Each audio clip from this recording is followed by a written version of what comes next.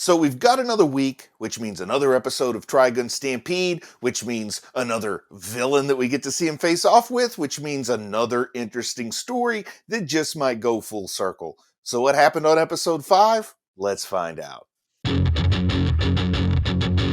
Vash! Vash, vash, vash! The Stampede! So back once again to talk about Trigun Stampede with my friend Chris from Canada. How's it going, Chris? Good. It's a lovely day. We actually got I think we were minus 28, minus 26 for a couple days. That's Celsius. And now it's like it was above freezing today. So we were all wearing shorts and t-shirts. We were all sun tanning. It was beautiful. Well, how about you, Matthew from Texas? We're really getting some geography covered here, north to south. Clever comment. Clever greeting, clever comment. Okay, well, let's go ahead and just start talking about the episode. That's what we're here for. We're not here for chitter chatter or jibber jabber. So, guys, what did you make? What did you make of that cold opening and what appears to be a church or that kind of makeshift church? I didn't know what to think of it after last week. They introduced, the cross there with Wolfwood, and last week I said, "Hey, does that mean that Christianity exists here in this world?" And now we got something like a church. But I don't think this is any kind of typical real world type of church, is it? It is not. This episode has quite a few manga fans going, ooh, because this church is something that has only been in the manga so far. Oh, but it's a nice little Easter egg, would you say? Nugget for the manga readers and the manga fans? Yeah, depending on how they expand it. And being a little bit more like me here, Chris, with no manga experience, at least no Trigun manga experience of this particular scene. What did you make of this? I just was wondering where it was going to go because I was completely unfamiliar with what was happening. So it was interesting to kind of see something new. It was new. So, whenever you get something that's a little new, it's not so much as you're trying to see the differences, right? I mean, when you get something new, it's you're watching it fresh with a new set of eyes. So I was trying to figure out what was going on. And I was starting to wonder myself, like, were we going to get some kind of a different theme of religion here than maybe what we've had with Trigun before? But then when we saw the episode played out and what it really meant, definitely not going in the direction I thought it might be, but pretty good for a cold opening to kind of catch my attention and get me to work along with where the story's going, to keep me engaged. And I do want to say, before we move on with this anime, that, I tend to stay out of religious discussions, but I got to say that a God who eats children probably isn't the right God for me. What do you guys think when you heard that the sacrifice for the God was little children? I just assumed that's what Pastafarians are. Like, I figured like that they eat children because, I mean, I just assumed that. So I felt it was like some kind of offshoot of the Pastafarian religion, but I clearly was wrong because I looked into it and it's not correct. That's not a correct assumption. Matthew, what do you think? God that eats children, is that kind of what you're looking for in a religion? No. Short answer, no. I think I'll avoid that. Thank you very much. I like that you didn't beat around the bush. You went straight to no. Yeah, I'm with you. It's no for me too. That's going to be a no for me, dog. Anything where cannibalism or something like that is involved, just going to stay away from that one. And this young character that we're introduced to in the church, is it Rollo? I think it's Rollo. Rollo. Okay, made me hungry for it. Made me want a tasty caramel treat. Yeah, well, it made me think about, this is a weird aside, but I don't know if you guys know much about the founding of Normandy. And like Rollo was the Viking who was made the first like Grand Duke of Normandy. And that's how like Normandy is like short for the land of the Northmen or something. Anyway, Rollo was the name of that guy. So that's all that I could think of when I saw that name instead of the tasty caramel treat. But Rollo also has this birthmark on his face that makes him distinctive so that as Rollo gets older, it'll be easy to recognize who he is. But is this kind of a common birthmark in anime? Because, the first thing I thought when I saw Rollo there saying his prayers before he gets sacrificed or whatever, is that birthmark looked like Todoroki from My Hero Academia. And there's a real life equivalent to that. It's a Sturge-Weber syndrome, and it can cause glaucoma. So it's the kind of thing that I notice. And I don't know, is Mhm. that a common birthmark, or do I just happen to notice that birthmark because of my own quirks? I think you've mentioned the only other person with that birthmark I can think of in animes that I've seen. So Wait, I always assumed that was a burn. Is it not a burn on his face given to him by On his asshole father? Oh, for me, I thought you were talking about Rolo, and I was like, I have no idea if it's a burn or not. But you It know, could the be that's a how same burn on Rolo. him for too. him Hey, too. that might It was be the a same for both of them. spoiler. I'm only in season 2, so I don't know, Matthew. I don't. Okay. So I don't know. I don't I, know. I think they're burn marks. Everybody I know has brought up Prince Zuko from Avatar: The Last Airbender when they see this kid. And I don't know if you remember in Death Note, there was not near, um, but the guy Mello. Yellow? You remember? Yeah, Mello got a burn on his face that kind of looked like that too. Oh yeah, right. Yes, he did. Yes, he did. It looked like the Todoroki birthmark. I like, Chris, how you put it out that I just happened, two of the anime that I've watched just happen to be the only two with that. So I really know how to set people up for a good Yeah, I time. mean you picked some good ones. That was Uh huh. Found that niche. Now, I'm pretty intrigued by what I saw here as a plants as angels kind of metaphor being worked through here. And with this anime already having some, I don't know if I want to say having some fun with, or asking us to think about some religious iconography, and then to go ahead and like reference plants as angels. I don't know what you guys think about that. I also happen to think about a particular angel's arm or angel arm, but I don't want to, go too far down that path just yet. But I'll start with you, Matthew. What do you think about thinking of the plants as angels, or this religious metaphor of plants as angels? An easy enough conclusion to come to. They do look like angels with their wings folded inward and over their bodies. Most of their bodies, you can see their butts pretty clear. Yeah, it is kind of a weird. I don't know if that's a bug or a perk, but anyway, that's how it goes. What do you It's think, Chris, about? perky sort of bug. yeah. I mean, I think it's a pretty. I mean, it's a pretty easy correlation, I think, to make, and it kind of makes sense. I mean, if you're going to start forming a religion around around them, to have the one main one is the god, and the rest of them are angels. I think it's a pretty easy correlation to make. And then I also feel like with the villain in this episode that we have more stellar villain design. I've just really, really found myself, other than Vash, being drawn to the character design. And Vash has honestly won me over. Like, I don't complain about Vash, but that's the one character that I didn't just love the character design. And I really like this villain. I don't know, what is the name that we use for this villain in villain form? Well, he's supposed to be the gung ho gun Monev the Gale, Okay. and But I mean, I didn't hear them call him anything other no, than his yeah, human name, if you they want to say they that. seem to His be government name. they seem to be avoiding the gung ho gun portion somewhat, which makes me quite a bit sad because, dang it, I need my samurai on roller skates. And the gung ho guns were just fun, you know. We love to have fun with our anime. Of course, this Yeah, one's still fun too. It just I do miss some of the more lighthearted fare, I would say. What do you think, yeah, Chris?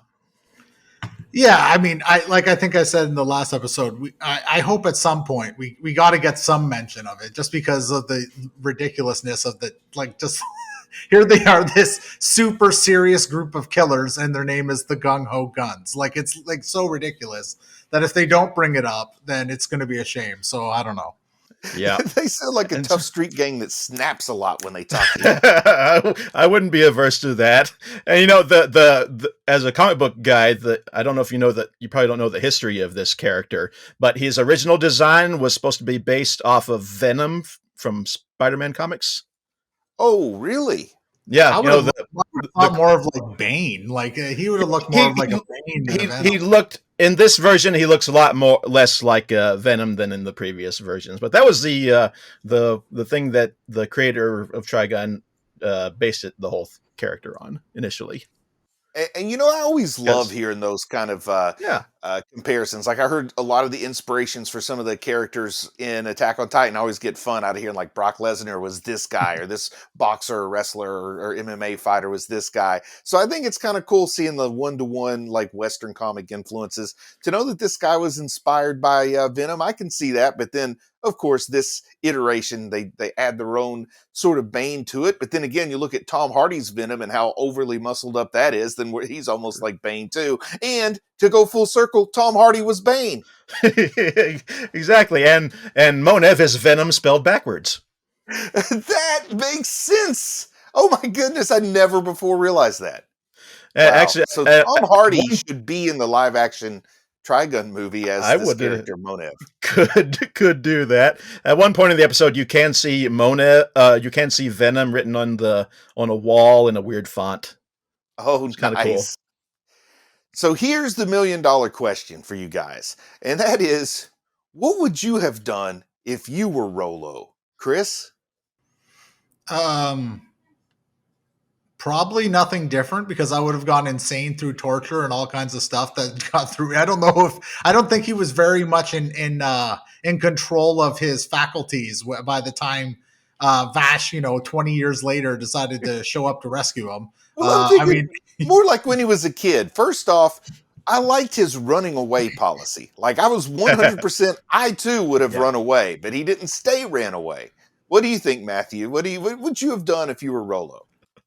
Yeah, I don't think I would have come back. I certainly would have been if I'd met Vash, I would have been more open as to what was going on. I don't care. I don't care how far away I might be from anybody I know. If my family takes me to church and they start talking about sacrificing me, I'm running away. Like you know what? Bad things are going to happen to me out there on the road. But bad things are going to happen to me if I get sacrificed to this deity also. But here's what I wish Rolo would have done when he was young and he ran away and then Vash found him as a runaway. I wish he would have just told Vash about the whole eating the kids thing, because I don't think Vash would want to support the eating of children. Definitely not. why not? I really like his helping the people policy, but I hate his eating children policy. I don't know how to I do it. just wonder, like in that village, they clearly don't teach kids to not talk to strangers because like this random guy just shows up. He's like, "Are you Rolo?" And he's like, "Yeah." And he's just like, "Your mom's looking for you. Let's go." Okay. And he just like goes walking off with them. Like no stranger danger at all in that. None. Oh, but he recognized him as a horrible monster. So, how soon did you guys realize we were in a time? I don't want to call it a time loop, but they were telling a story from parallel timelines. Like one was happening years ago and one was happening now. When did you guys realize we were seeing like something from the past in modern day? Not until they had until the kid was on the slab going. Okay, good, because that was the same for me. But I thought maybe because you were more familiar with the property, you might have known where it was going earlier. So I don't feel No, so no. dumb because I didn't realize it until then. Chris, is that the I same was for well you? the point where I didn't realize it was like a complete time jump, but like I knew something was up when they almost hit that dead worm and they jumped out and Vash noticed that like the village, but the village was destroyed. Like it was completely not the same, right? It was like a Yes, shell of yes. itself. And so like we'd already kind of seen it like in the kind of the background of stuff earlier, and then it looked like the same but like destroyed. So I kind of figured something was up, but I had no idea it was a time skip. Like I felt like, you know, I don't know, like, but like that maybe you only saw a part of it, but I knew it was the same village, and then it wasn't really until that same part where it all kind of clicked. And this was a really poignant, kind of self-contained story in that a child was trying to run away for his freedom. Vash, well intentioned, thought he was rescuing a missing child, but he actually returned him into this negative fate, this bad fate. And then the child shows up later as the monster that Vash has to confront. I love these closed knot kind of stories like this. I like things that come full circle. some people say, oh, that's a little too convenient, or it makes it seem like, oh, wow, what a small world that you just happen to run into. Do you like that? Do you find it poignant like I do, or do you find it just a little too like convenient or predictable, or just a little too much of a comic book type story? I don't think so. I think like you need an episode like that. You need episodes like that continue the story but also stand alone, because if you just have a whole thing that's just a straight continuation from like from episode 1 to episode whatever, and it's just the same story continuing on, like I think you might lose some people. So having a bit of a standalone story in the middle of it that can, I mean, it doesn't stray off the storyline. The main theme is still there, right? But it gives you this little standalone episode that is just a larger part of the bigger story, right? And I think you need those every once in a while, because if you just had, like one thing from the start to the end, sometimes that gets a little slow paced. You don't kind of get, everybody wants a little bit of a conclusion or a little bit of a, like some, at least something gets like a little wrapped up. There's a little piece of some finality, when you're waiting for the whole story to unfold. So I don't think, I think it was okay. What do you think, Matthew? Do you like kind of those closed loop stories like that, where you see the child and the thing that happened, and then all of a sudden these two stories come together as one story? Do you like that, or does it seem too convenient to you? I like that. I don't care if it's convenient or cheesy or anything. It still 'Cause like works. I already said, I'm a big fan. I'm a sucker for I'm that a kind of I'm a story. sucker for it. Yeah. Now, here's the question, though: is everything that happened, and Rolo finds himself as Monev, the villain of Venom in Reverse or whatever, and then Wolfwood ends the fight in a pretty definitive manner. He basically shoots him in the face, right? Shoots Yep. Monev in the face. Side of the head. And then what he says basically is he says, I delivered mercy.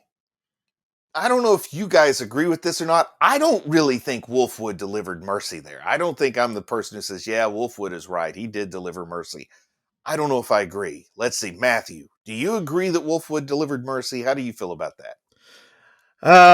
I was totally envisioning Vash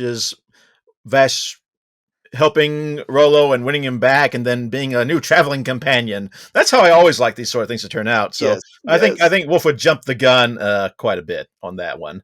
But this is the third iteration of this exact thing. So, Chris, do you think Wolfwood was putting Rolo out of his mercy, or do you think Wolfwood was just trying to make himself feel better about it by saying that? I think it was just something he said as a way to cover up. He conveniently got somebody who could expose him, since it looked like Bash was slowly bringing Rolo, Yes, like back to some sense of I don't know if you would say consciousness, but some sense of yes. self, where he wasn't the monster, where he because it looked like he was starting to kind of get through to him slowly. But if he does get through to him slowly, maybe Wolfwood is exposed. So I think it's a convenient way to just cover up the fact he was covering his own. And you read it exactly the same way I did. And what I like about it is it introduces in my mind a little bit more duality about Wolfwood, because I had pretty much assumed Wolfwood in this incarnation is going to be a scoundrel with a heart of gold. But then I see things that make me think maybe this time around he's just a scoundrel. What do you think, Matthew? I doubt they're going to deviate too much from what I know. So yeah, Yeah. I don't see that. Okay. Is there anything more Vash than checking on your fallen enemy to make sure he's okay? Because when he did that, man, that got to me. Now, I don't know if I had a Matthew Vandiver tear in my eye moment, but it got to me. What do you think, Matthew? What did you think about Vash stopping to check on his fallen enemy? Yeah, that's a very vast thing to do. You know, you can smash him against a wall or anything like that, and he'll forgive you. He's a very turn the other cheek kind of guy. Any thoughts, Chris? No, I just, yeah, like you're that's exactly. One minute he's getting choked against the wall, the next minute he's like, "Oh, are you okay?" Like it's like that's pretty Vash. Yeah. Now, I read one online article that said this season is really starting to go into this recurring, I don't know if I'd call it a recurring theme or just a motif that could lead to a grander theme for this season. But we're starting to see a couple of broken promises from Vash. And this in particular, this episode is showing some major consequences of a broken promise. And this is sort of showing us, the viewer, and hopefully showing Vash that he can't save everyone. So, since he can't save everyone, does that mean that he shouldn't promise that he'll try? Like, are the consequences outweighing the promise? No, no, no. He should. Yeah, always try. Always give it your So, best. do you think he Yeah, would have I been? don't think he should just stop trying just because he can't. But I think what that is just a classic case of what a hero does, right? The hero's like, I'm going to save Right. everybody. They think they're going to save. There's nothing that can stop them. They're going to save everyone. But we all know that's not the way it works. So I think Yeah. Vash is learning his lesson. Vash could use a spider ham telling him, "Look, you can't always save everyone." Will Vash do a little bit of a cliched hero's journey where he gives us the old Luke Skywalker, where we think maybe he is going to turn to the dark side after having his heart broken a few times, only to come out as the hero we know he is? Will we get a Luke Skywalker? I mean, I don't know. I think there's only one of us here that might know the actual way if they're following the manga to the extent that they seem to be. But I don't know. I don't. You know what? Sometimes that's a little bit of red herring storytelling. I mean, I don't know. I would. I don't know. I'm gonna say no, but I'm not the expert here, so. I'm going to be looking for any visual cues because I'm a fan of the whole idea of visual cues. Just like, Return of the Jedi, you probably remember this really well, Matthew, that he had the black cloak, or not the cloak, but like the jumpsuit thing. And we weren't supposed to know which way he was going to go until he unsnaps it at the top and you see the white corner flap down and yes, he's going with the good guys. I'm going to be looking for any kind of visual cues with Vash. So you guys help me. If you see him suddenly dressed like Luke Skywalker, point it out to me. Will do. I don't know how. I know the creator had a hand in this. I don't know how much he had, and I don't know how much more devout or he may have gotten in the intervening years or something to. So I really don't know what sort of changes we might come across in this show, really. Now, I read another opinion, basically, that said this episode would have hit harder if we'd seen just a few more examples of Vash breaking promises before we saw Rolo come back. But I mean, he did promise to get back the stolen plant for that first town where they didn't even care and didn't even want to hear his promise. So to me, that was kind of like some storytelling that he's been making a lot of promises and people have just don't even listen to him anymore. So I already got the idea without seeing all those promises that they'd been made and not all of them had been kept. I don't know. Do you guys think we should have seen more failed promises before they brought this whole theme of a broken promise having such a high price to pay? Any thoughts, Chris? No, I don't think so. I mean, I would say the fact that as soon as you realize that he failed a child, he basically led a child back to its doom and failed it. I think you don't need any more. I mean, it's not, that's pretty, you basically you failed a child. A child, trusted you and you failed him as badly as you possibly could have. And didn't come back for like 20 years. It's not like he just didn't come back. Like he didn't come back for a long time. So yeah, very long time. Okay, guys. Now, this might be another dumb question. Maybe I already know what the answer is going to be. But were you guys as excited as I was when they started to tease the Punisher's backstory? Matthew, you had to be excited. Yeah, somewhat. And I really felt like, oh boy, are we going to get into it now? But then, of course we didn't. Chris, were you kind of excited we're going to dive into Wolfwood's backstory and the whole story of who and what he is?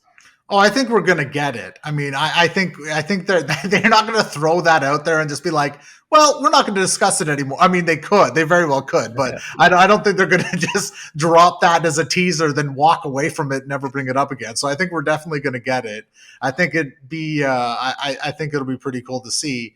Although every time I hear that, every time I hear the Punisher, all I can think of is like Frank Castle. I'm sorry, I can't not think of anybody called the Punisher, and it's not Frank Castle. So I don't know. I have a little bit of a problem with that, but yeah, no, we're definitely going to get it. I think it'll be pretty cool.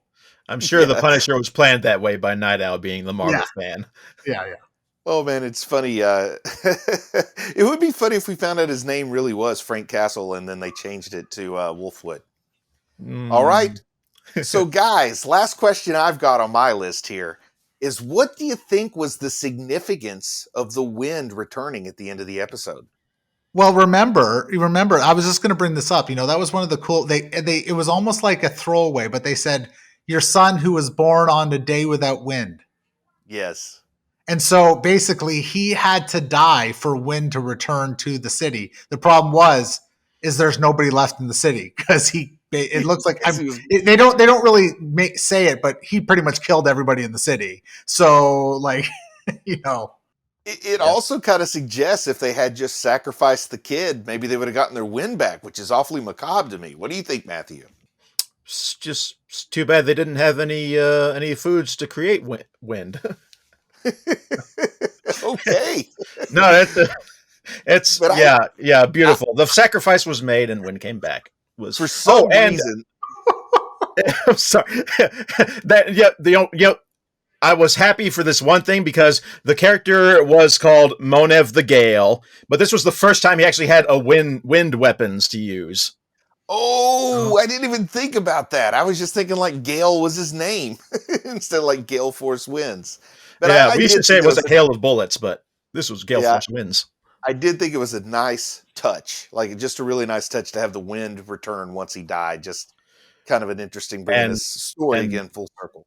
And the lights coming on in the city, the power coming back. That was just, and them driving away. That was just a beautiful shot. Yeah, that's what I call a little bit of Bruce luck. I always feel like the last day of vacation is I'm driving home, the sun comes out and the rain goes away. That's just how my luck usually goes. All right, so here is the question that we all want to know, Matthew.